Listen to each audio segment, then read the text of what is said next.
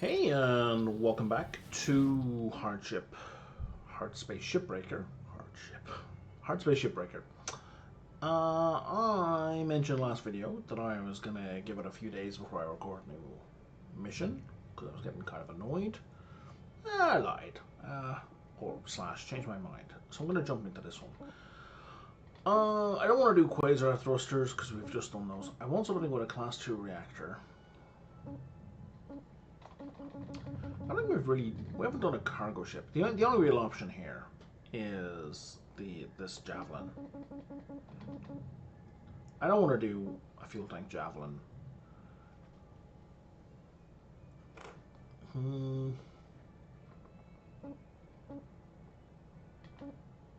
Actually, we haven't done an exolab at Legal, right?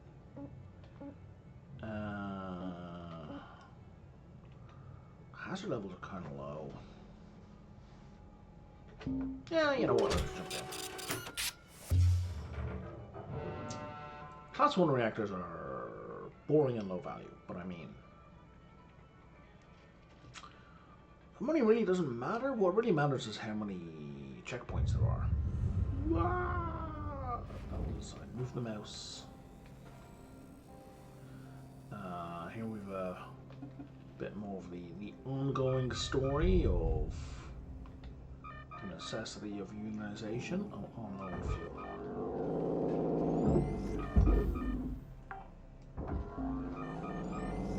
I'm gonna have to pay for fuel just to make the beeping stop.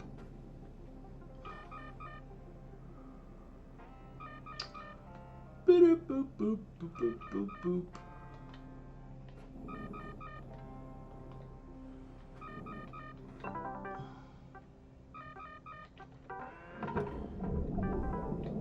So they've introduced in this game world the idea that citizenship is tied to employment because it's actually the corporations that run nations. And on the one hand, you might say, well, that's just silly. That's never going to happen.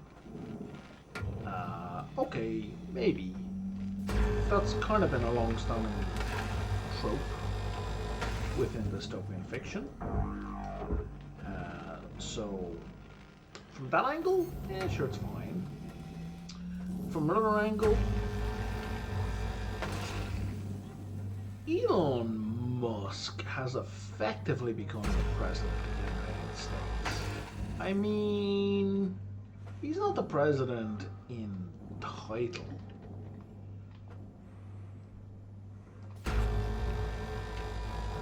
But he's really the power behind the throne, and Peter Thiel has been trying to get that role for quite some time. Corporate interests have been trying to take over the US government for a long, long time, and some would argue, I would argue, that they have been largely successful over the years, with Citizens United and all the rest of the crap.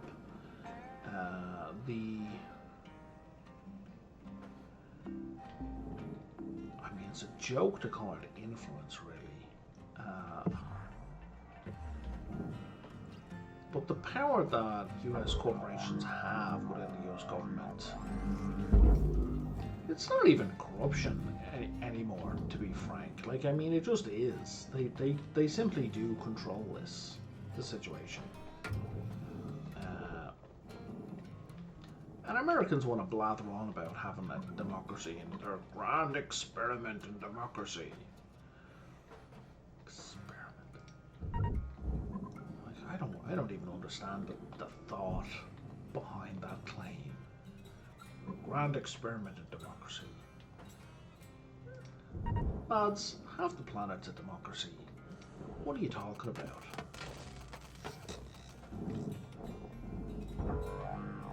Like, Ireland's a democratic republic. Right, France is a democratic republic. Germany's like, there's all these democratic republics. The oldest experiment in democracy. Okay. Sure. I guess. I mean, in video games we call that a beta, and the beta is usually not great, you know?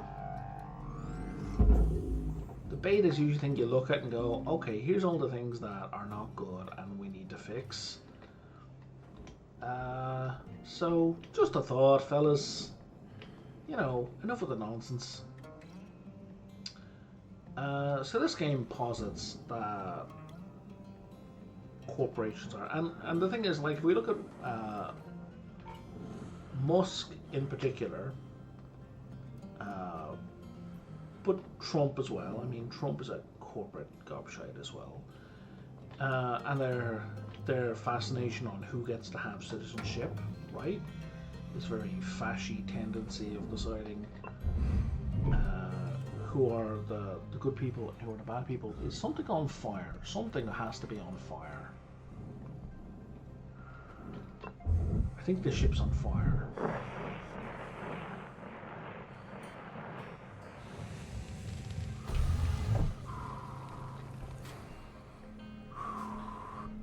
I think we need to lay off the demolition charges. Oh yeah, something's definitely on fire.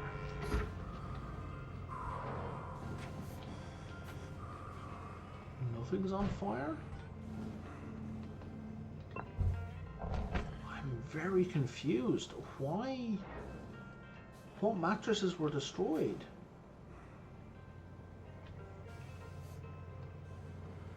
That's weird.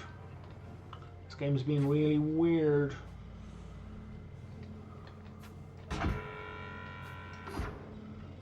Alright.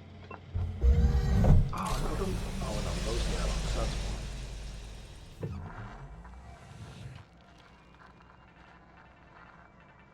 Okay, so the whole compartments were not depressurized.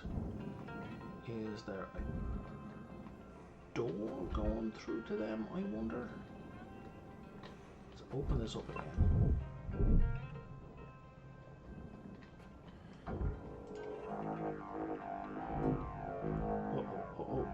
Don't break the ledge of the lid. Ah, you're not going to fit out there. No, not easily.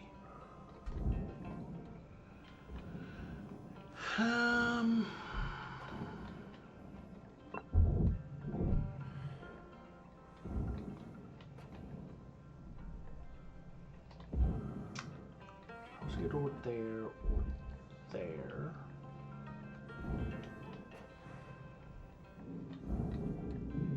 Is there no hatch to get into the hull? I do not see a hatch into the hull. That means the hull is separately pressurized with no access. With no access. That doesn't make sense.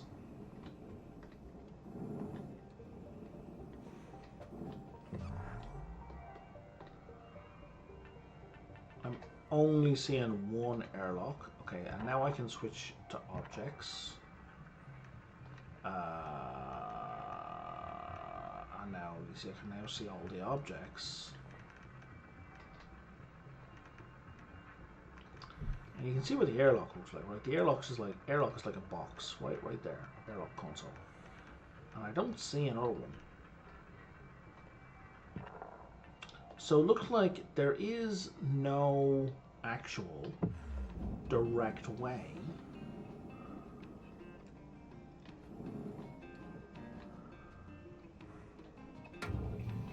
into the outer hull, in a separate hull compartment. That is a weird building choice, man.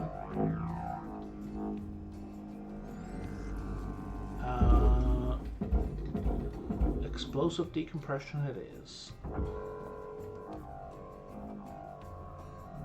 Have you come, you low budget thruster?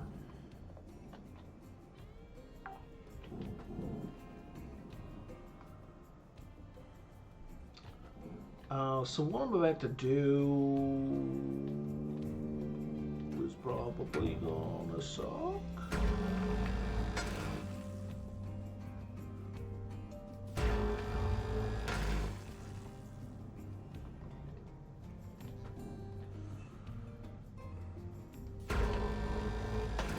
this is bolted on, right, and it's covering the ends of the hatches.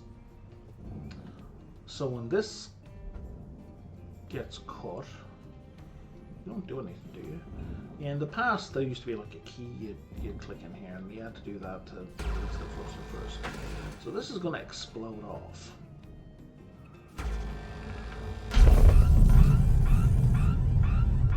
But it's fine, because it's like super high mass, so it doesn't matter.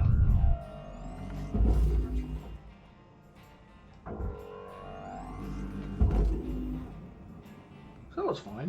That was not big a deal. Let me hook you up there. Put you in a position where I can have better access to you.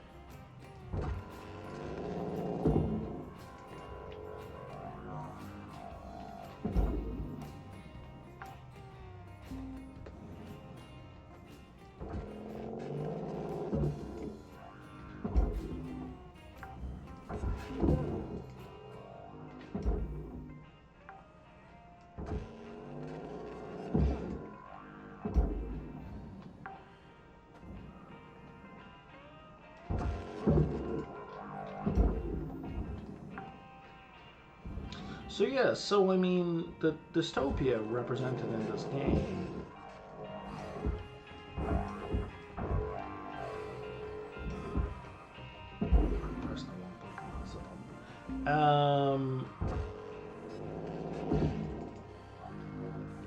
is a criticism of the corporate takeover of government, which is, you know, a presently occurring thing.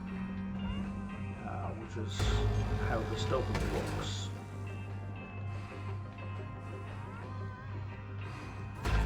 So here's what I was talking about. You see the beam is cutting straight through the electrical panel on the right hand side, and it's not being burned, it's not being harmed, it's not. I'm actually hitting the cut points on the far end. If I kept going, I would blow up that power cell that I'm pointed at. But it's not affecting the electrical cables. So I'm pretty sure that's what blew the pipe, or the fuel container in the previous video, right? It's pretty annoying because the game is not registering the hit unless it's a fuel pipe, like unless it's something explosive. Which is, you know, I want to use the word unfair. That's going to come across wrong, because I actually mean it in the sense that the game is mistraining the player on the mechanics of the game.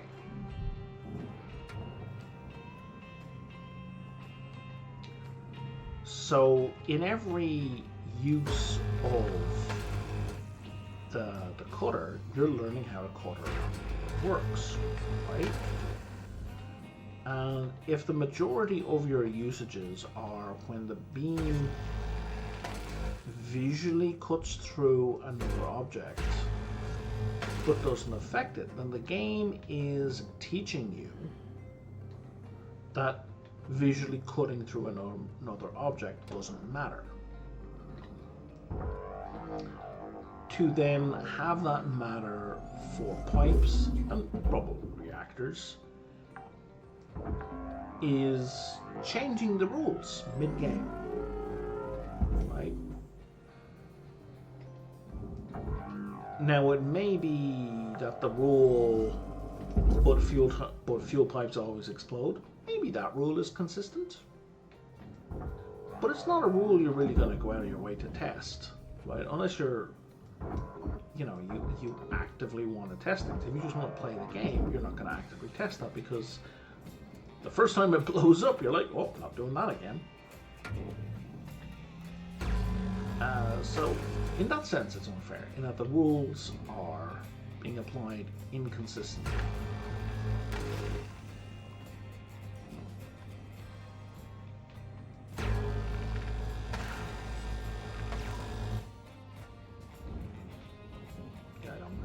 so thank you very much.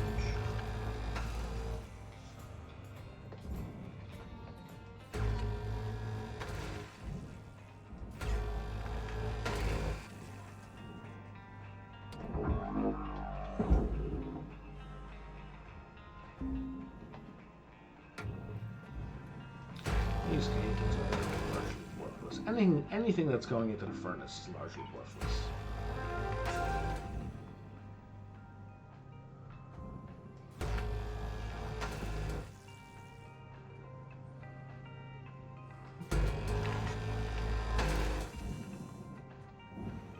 In my head, it's not being burned, it's being melted down. Burning implies oxidation, right?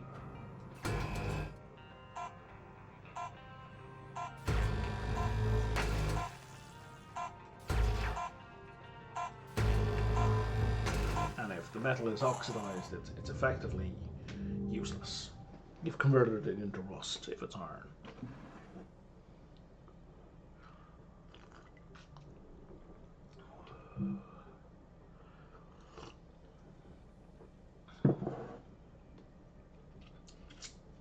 So I don't know, a little bit more consistency in how the cutter works, whether or not the visual beam, you know, if it intersects with an object, whether or not it's actually connecting early. That should be more consistent. And I would have no problem with it, you know, actually essentially misfiring if you're not careful with it. I don't mind that being part of the game. I just wish it was consistently applied. Let me just check my repairs, he says as he presses the wrong button. Yeah, we're fine. I'm down to 2 repair kits. I'm going to buy a bunch of repair kits.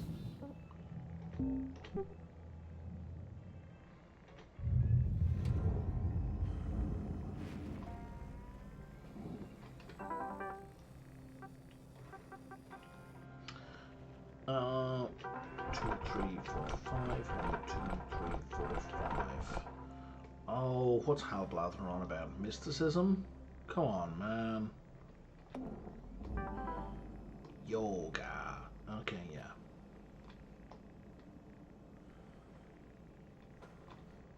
Right, and this is where he tortures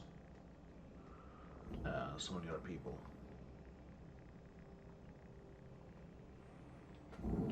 Right, and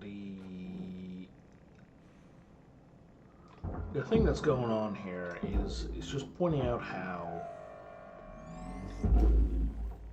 oftentimes the corporate overlords will just have something they want to do that they will choose to implement regardless of what's going on with the workers at the time. So even though this worker here is trying to move a fuel cell, I was like, oh, no, I'm just going to turn off your suit controls. Right? But also he's doing it to Lou, who is the organizer of the union. He doesn't necessarily know that. He just knows that she talks back, which, you know, the fact that she's black has a racial component to that, because, you know, let's not even get into that. Actually, I better, because I'm avoiding talking about this. What I mean is not that she's black, therefore, because black people talk back more. That's not what I mean at all. It's that any kind of non-compliance, no matter how passive it is, from black people is perceived as 10 times worse than the same act done by white people. And same as like non-compliance from women is perceived as significantly, whoops, I needed that, significantly worse than the exact same level of non-compliance from men. you may think, that can't possibly be true, but there are studies and stats on it that you can go look up on your own time because you have equal access to Google and DuckDuckGo as I do. And one study that's well known at this point is, for example, there's a study on because women are chatterboxes, right? Women just talk. All they do is talk. Not and you just can't get women to shut up, right? So there's a study where the talk time, the minutes spent talking in a meeting, were counted, measured. We have an objective measure. We all like it. Us men, we love our objective measures, right? Oh, that's all attached. That's no good.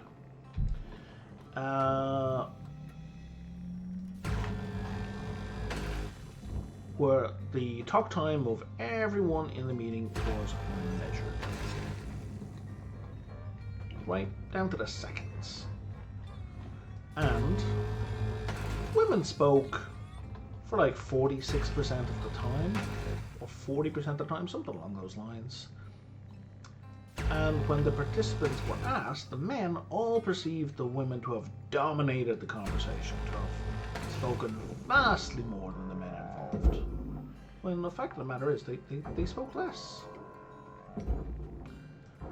And that is a common finding in all of these studies. That when these groups,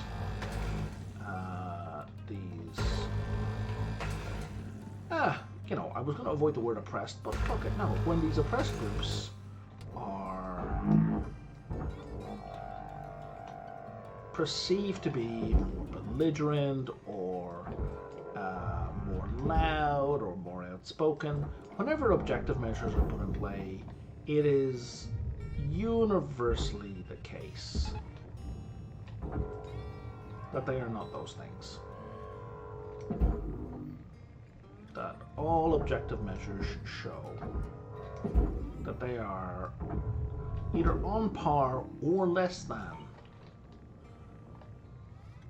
whatever the thing we're complaining about as the men/white men in the group. I have given you sufficient information to do some searches on those studies.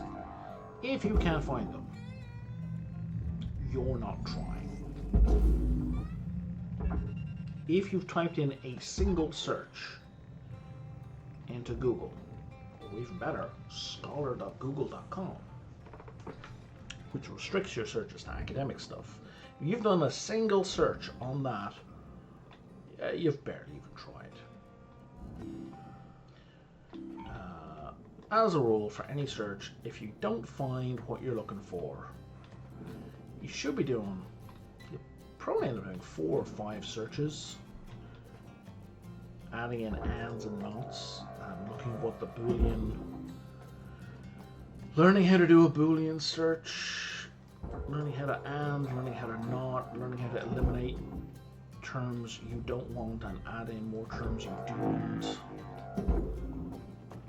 Trying variants on, oh, that's a battery in a bad place, on the search. And if you still can't find what I'm talking about, then ask me in a comment.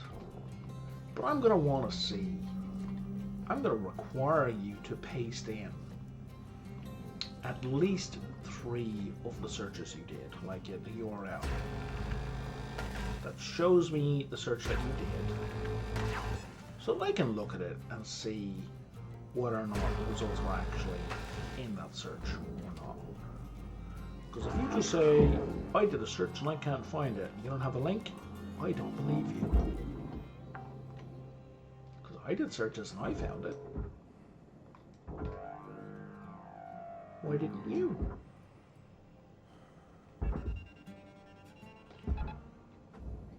Maybe your Google foo is crap. Fair enough. But then you need to recognize that your ability to Google things is bad. And the problem isn't that the study doesn't exist, but you're just not good at researching stuff.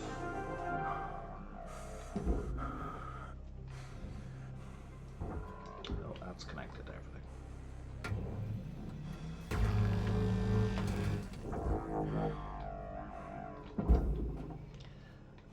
I mean, that can be a hard thing, especially when you've got this.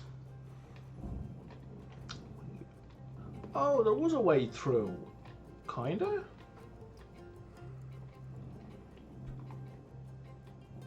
Oh, but there was no button on this side. That's ridiculous. It was a one-way pass through, a one-way passage. Jesus, shades of Narnia.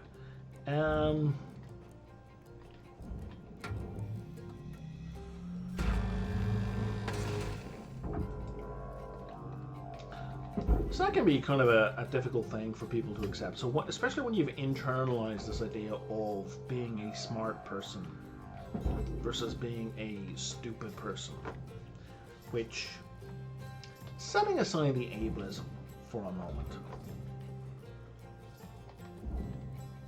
that's just a nonsense way to look at the world. It just doesn't, the world just doesn't work that way. Like, are you saying that because, like, intelligence is not about level of education or level of knowledge, but not knowing how to do something just means you haven't been taught how to do it. Like, that has nothing to do with intelligence. So, like, not knowing how to search for stuff using an internet search engine, if you've never learned, has nothing to do with being or not being smart. It's like you just don't know how to do it. But if you have this conception of humans being that, like, smart people just intuitively know how to do things on the very first try, even if they've done them before, well, Jesus, holy fuck, what kind of where did you get that from? That's nonsense. That's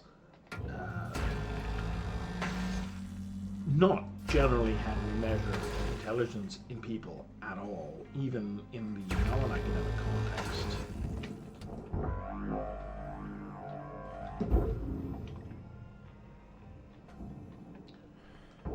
But it certainly prevents you from admitting you don't know how to do things, because you're like, oh no, now I will seem stupid. You won't. And this is an issue I've long had with, shall we say, the skeptic community, the anti-religion community. I'm an atheist, and I'm also quite anti-religious. I think religion is a blight upon humanity. But I do not think that people who are religious are stupid. It's possible to be wrong and not stupid. Hot take, you know. Isaac Newton believed in freaking alchemy.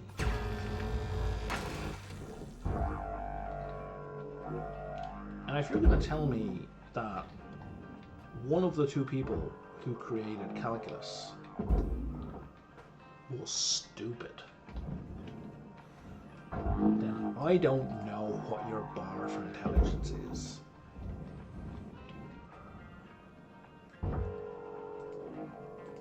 Because him and Leibniz were people of their time and would have held a whole bunch of incorrect, false beliefs about the world. So thinking they were stupid because they held those beliefs, well, you go off into a shed and you go from scratch with some basic algebra, go construct the foundation for calculus for me over the period of like 6 months, right? And then we'll have a conversation about your qualifications citation to call Newton stupid. Principia Mathematica is kind of huge. But he was very definitely wrong. About alchemy and he was into astrology and all sorts of stuff as well. So it goes when it comes to well, anything right wing.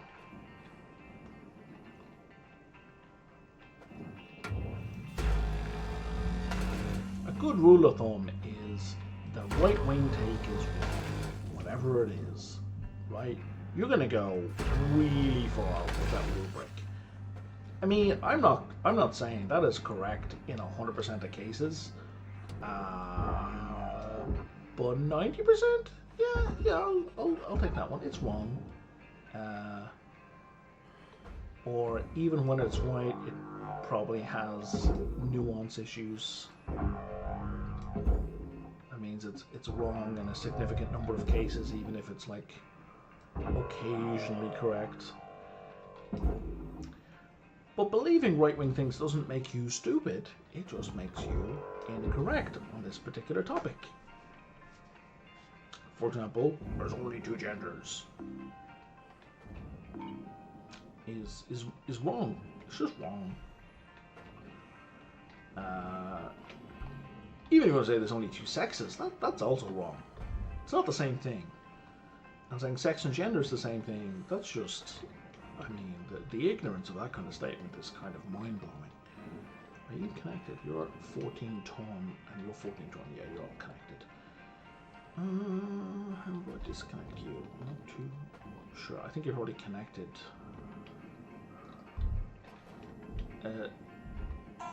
Probably a cargo pod inside is probably connecting them. Alright. So I'd be wrong. It's fine to be wrong. I'm wrong all the time. Like, look at my last video where I was wrong about the fuel tank exploding.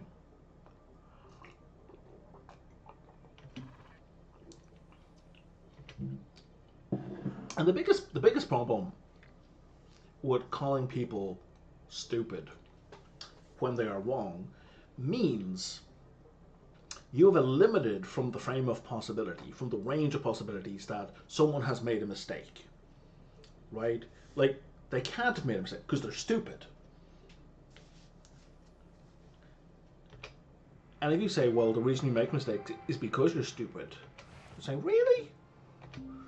There's no other way to make a mistake except by having a poorly functioning brain, which is what being stupid is, right? A brain that's not operating correctly is how we use that word.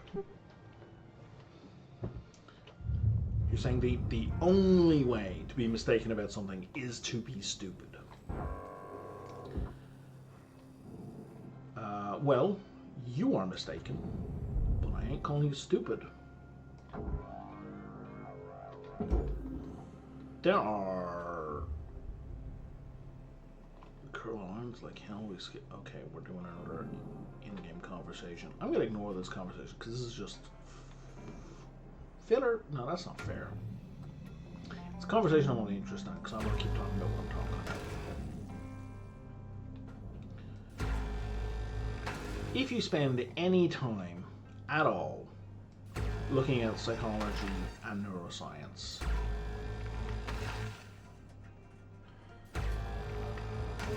there are a million ways to be mistaken about something just because of the way our brains work. And I'm talking about correctly functioning brains. Right? You can be mistaken all the time. Simple parallax is one thing, like when you're trying to measure something and you're looking, so like this.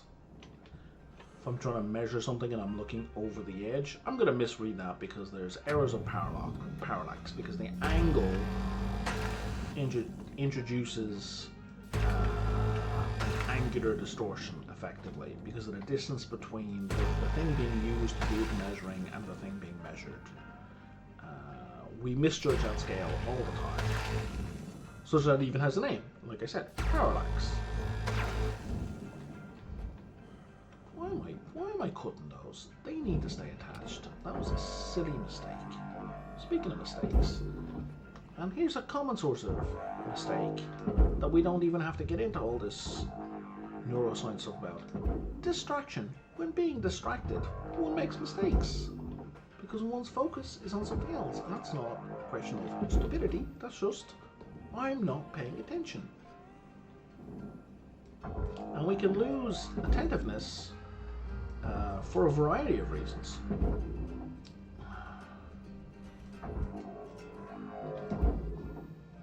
If you want a good example of that, go check out the video Monkey Business and make sure you follow the instructions very carefully into the ladder. If you don't, you will miss the point. If you're familiar with Monkey Business, there are sequels to Monkey Business. I don't know that they're called Monkey Business 2 or anything, but there are follow-ups to Monkey Business where, again, just follow the instructions in the video or you're missing the point.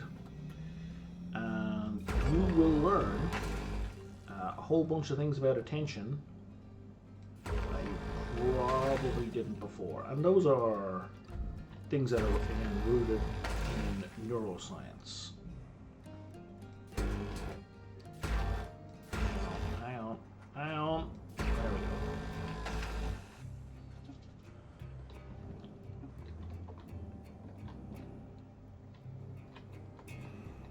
So there has to be room in your vocabulary. Oh, bloody hell. There has to be room in your vocabulary for people to be mistaken for causes other than their brain is functioning incorrectly.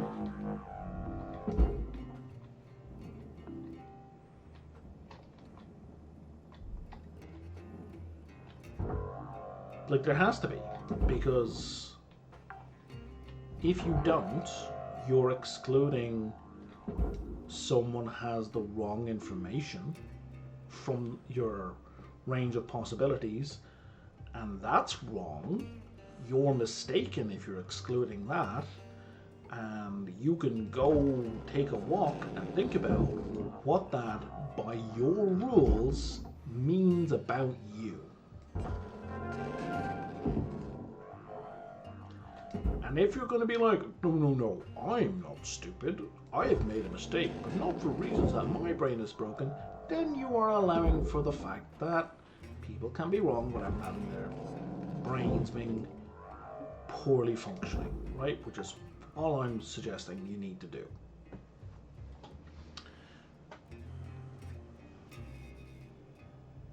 Like, that applies to people who are not you. And if you're not able to apply that who are people who are not you, that's a you problem.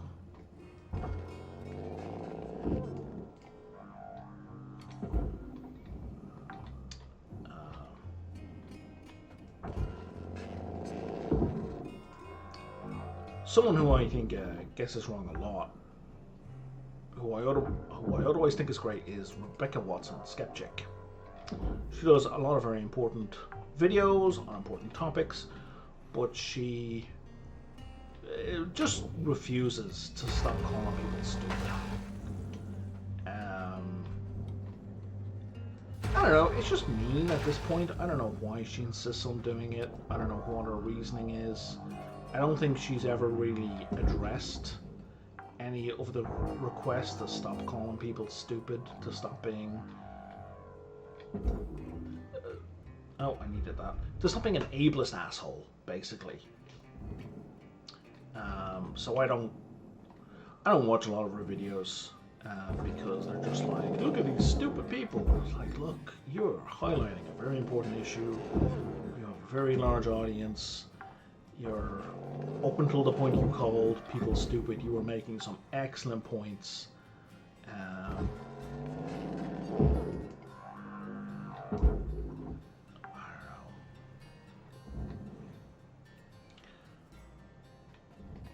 On the one hand, I want to say I'm just afraid of calling them evil, but she doesn't strike me as someone who's particularly afraid of these assholes, especially because she's happy to call them stupid. So I don't think fear is the motivator. But I also don't like to ponder about people's motives because it goes nowhere. You're just speculating at that point. I would very much like to see her provide an explanation of why everybody who's wrong is stupid.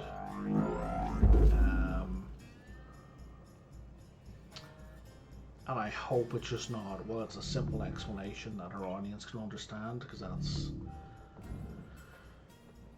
depressing. Depressing and reductive. What is this? Oh, a thing I need. Okay. Depressing and reductive, and I would argue it underestimates her audience. I think her audience are perfectly capable of dealing with the idea, handling an idea that the people who are wrong are not stupid. Calling them evil is possibly a bit reductive. I also think it's accurate, which might well be her defense of calling them stupid.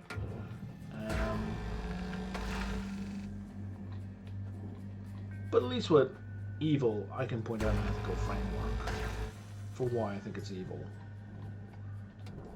As opposed to calling people stupid just assumes that their brains don't work.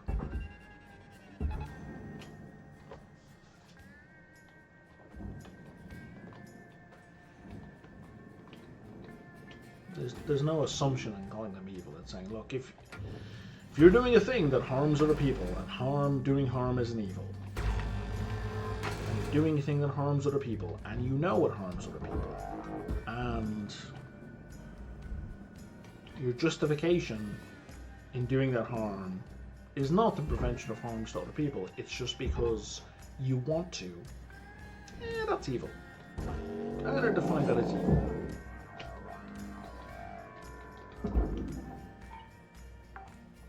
That is just utilitarian ethics, which people out there who have criticisms of utilitarian ethics, chill out. It's all good. Calm down. I'm not suggesting that's the end all and be all of ethics. Just using it as an example for the moment.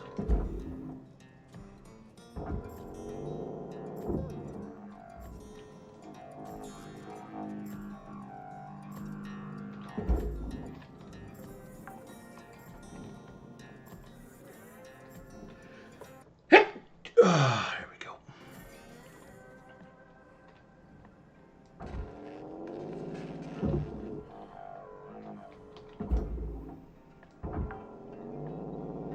Yeah, see, there's a bed there that went on fire. I don't know why it went on fire.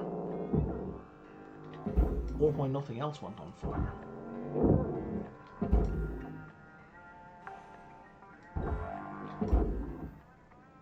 That's just weird.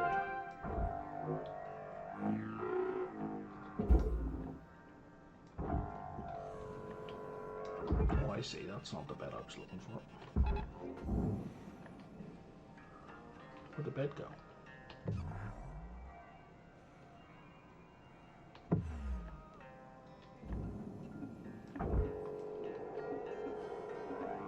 That's an electric cable. I wasn't looking for that at all.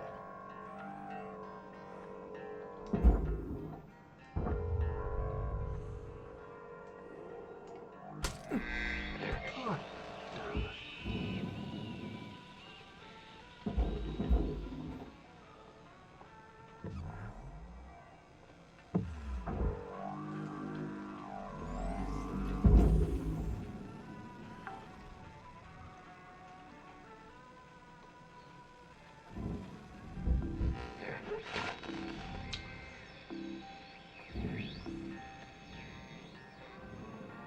Yeah. Yeah, Rebecca Watson, if you ever happen to see this video, you know, your stuff is good. It really is. I like it. Been a fan of yours for years. Way before you started doing videos, way back before when, you know, PC Mars was the primary blog in town, Fringula was the way to go. And, you know, just calling people stupid is vapid. You undermine your own position by just calling people stupid. Because it is seen accurately as a foundationless and poorly thought out position. Because it is an assumption about their mental capabilities. Because you do not have any evidence beyond their actions as to why they might be stupid.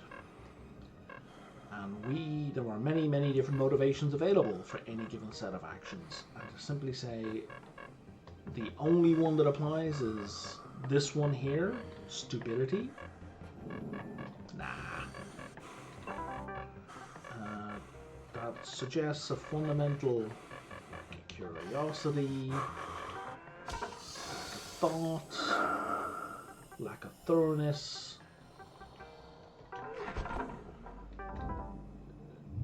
None of which reasonably apply to you. Like, you're certainly very thorough in your investigations. What happened to that air filter? In your breakdowns, I mean, there's a thoroughness there, but they just suddenly go, they're stupid is the reason.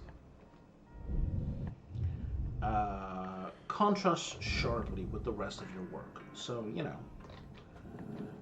if you're fine with continuing to undermine your own work in this way, well then I guess off you go. More power to you. It's your business.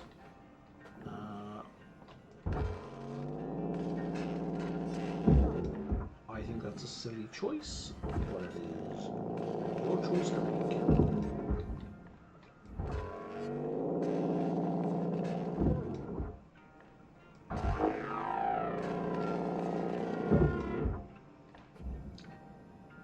There we go, we've disconnected the outside hole.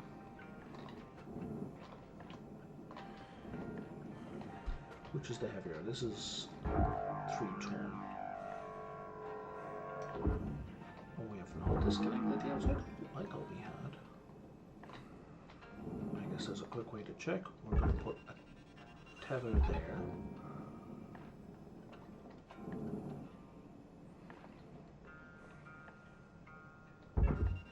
And a tether there.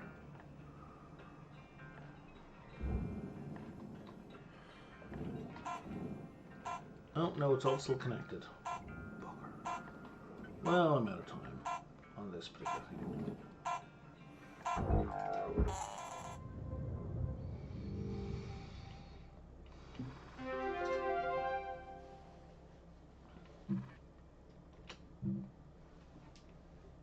But yeah, Rebecca Watson's never going to watch this, or why would she respond to somebody with allegedly 26 subscribers? I don't have 26 subscribers. I have people who subscribe to me like years and years and years ago for reasons I don't understand. So I really only have, I would say, fewer than 5 subscribers, and I certainly do not watch everything I put out, or even much of what I put out. Hey, we got geckos, finally.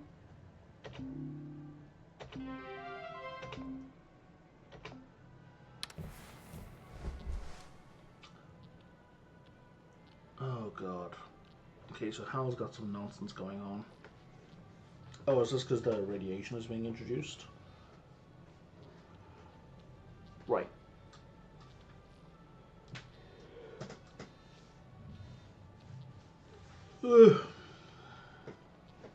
Let's just go through this. Right.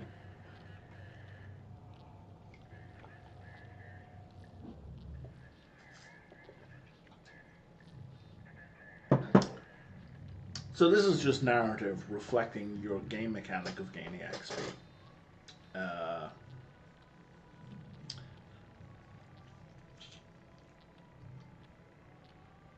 I don't know that I like that because it's supposed to be unfair what he's doing, like unfair and dangerous. But it feels like you've unlocked the new hazard level and you've unlocked the new level. So this thing here, you're not feeling the unfairness of it.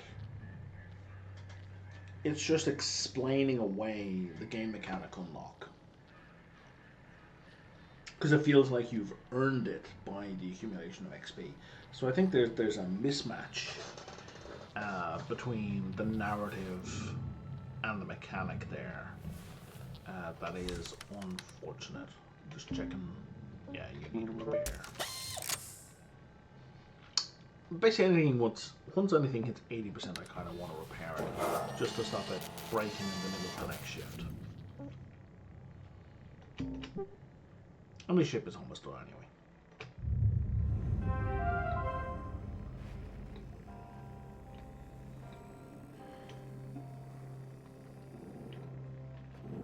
Oh, has this come loose?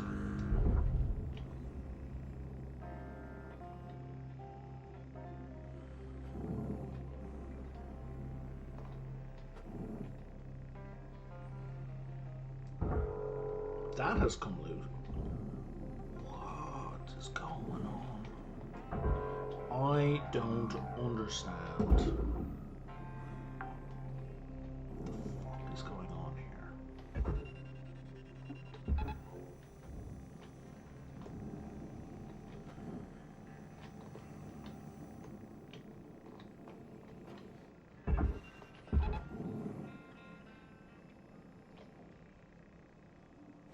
Because that looks like they should separate, right?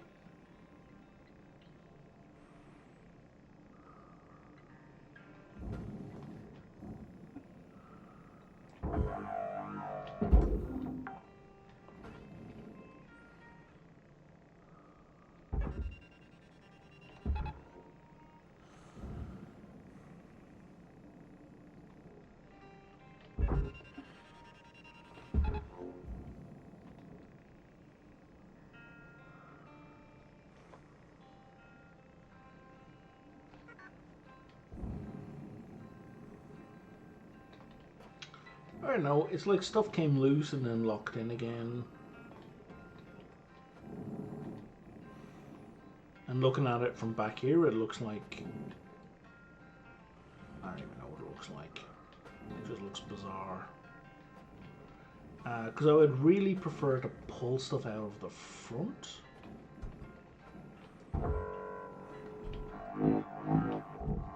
Because it's a wider aperture. Like pulling it out through the door there is just inconvenient and awkward. It's a much narrower hole. Oh no, I didn't mean to grab that.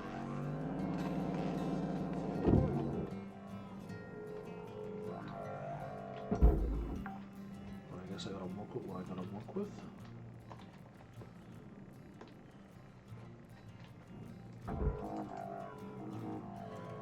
Do you fit? You will. Okay.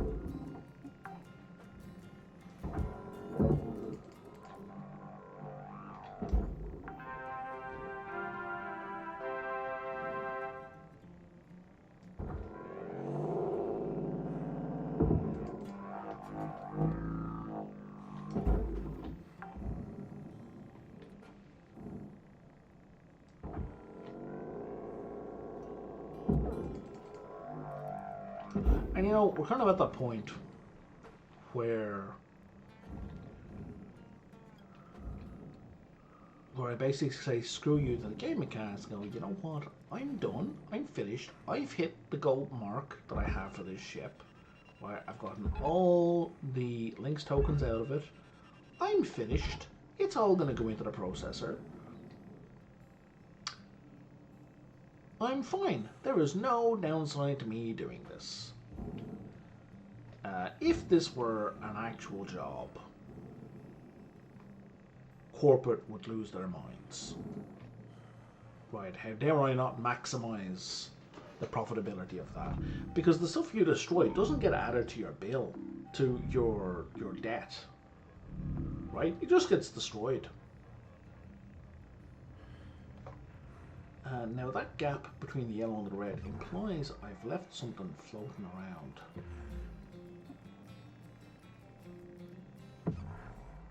Somewhere. I don't see it. Any objects?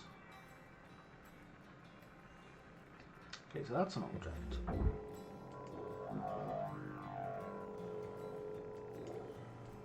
That I'm actually going to scavenge for.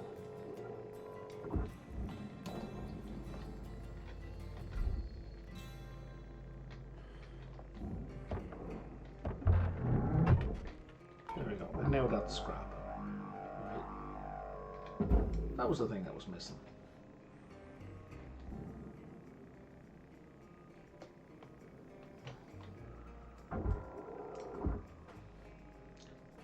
Now you could, you know, work your way through the rest of that ship, taking bits apart, you know, really kind of maximizing how much you do, and you know, you play the game your way. And certainly when I was playing it through the first time, I certainly did. But like this destroyed, this 894, that it doesn't get added to your debt. So to that, frankly, my debt's going to be 600k a day. I made 1.1 million, so you know, some of the principal still gets paid off.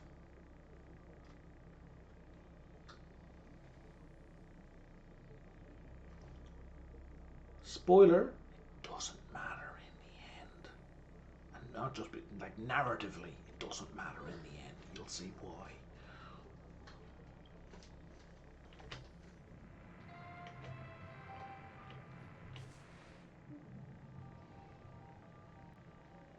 See, there's nothing in here about stuff being damaged. No penalties. Just ridiculous interest, even though it's like 0.01%. Like, if you can get that interest rate, more power to you, but that's still adding on like 109k per day, and a day being a 15-minute shift. Man, if only I could get a work week like that. Hell, even a work day like that, I'd be fine with a 15-minute work day. I would have a full-time job if I only had to do like 5 to 7 15-minute shifts per week. But that's not realistic. How many? We've got 174. Do I want to increase the range of my cutter? I don't really care. Would I like it to cool down faster? Kinda. What are my other options? Longer ranged. That's good. More strength. Almost definitely. More tethers? For sure. Stronger, longer lasting tethers. Better push? Sure. Oh, better push again. So the regular push, it doesn't say how strong it is, but the push I had before was allegedly 3,000 newtons, and now it's 20,000 newtons. Yeah, so it's plus 150% of the base, 3,000 to here, and then it's plus 150% of that to go to here. That's a good upgrade. I don't know if the game actually calculates newtons in pushes. I want to believe it does. You know, cue flying saucer poster here. I want to believe. Because they use the terminology here. Why would you include the terminology if you don't use it in the mechanics?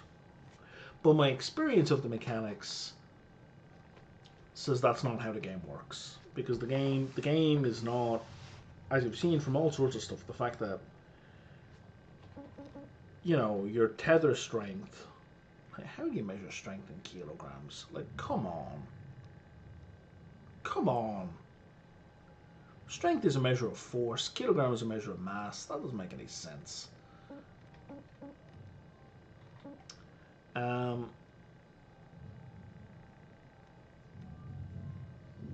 distracted myself. So, like, if you grab onto a 10-ton object, so 10,000 kilos, that you clearly can't move using this tether strength. But if I grab onto a door that weighs like 40 kilos, I can move the 10,000 kilo object.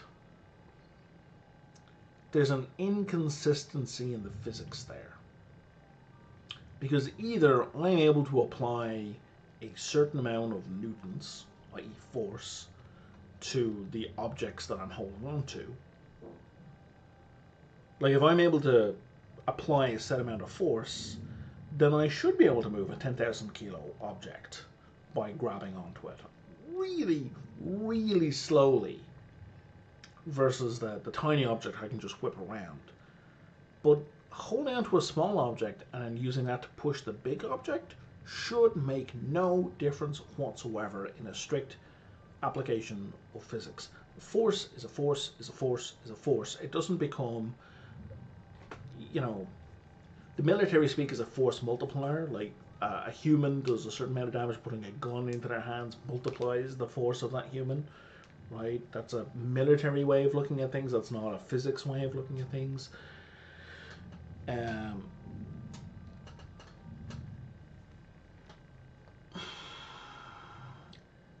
Because me pushing something versus me using a stick to push a thing doesn't change the amount of force I can apply.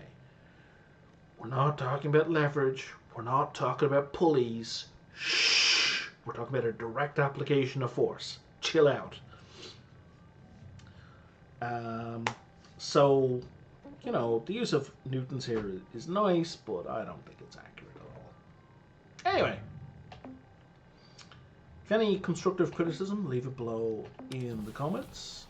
I am not here for any justifications of the use of the word stupid, because in addition to everything else I've said, it's just ableist.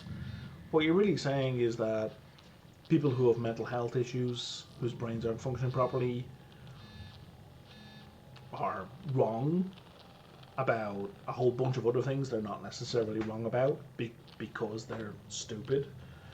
You're throwing them under the bus, whatever you call a religious person or a person who believes in other nonsense stupid. So, you know, miss me with that shit. I don't want to hear your what you think is a justification, because you're mistaken. And since you're mistaken, you might want to check your own reason for why people are mistaken to see if you like how that applies. Anywho, see you next time. Like and subscribe. Doodle bip.